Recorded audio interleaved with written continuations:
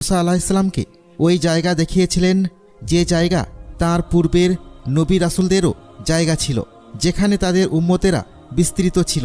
আল্লাহ তাআলা হযরত মুসা আলাইহিসসালামকে ওই স্থান দূর থেকে দেখিয়েছিলেন এবং তাকে কখনও সেই স্থানে যেতে নিষেধ করেছিলেন। ধারণা করা হয় বাইতুল মুকাদ্দাসে মুসা আলাইহিসসালামের মৃত্যু হয়, কিন্তু তার কবর কোথায় তা আজও জানা যায়নি। খ্রিস্টান মাজাবের ইলমে কিতাবে উল্লেখ করা হয়েছে যে শয়তান হযরত মুসা আলাইহিসসালামের কবর এখনও খুঁজছে। এটি আসলে বাইবেলের নিউ টেস্টামেন্টের কিতাব, যা মূলত এই তথ্যের উপর প্রতিষ্ঠিত।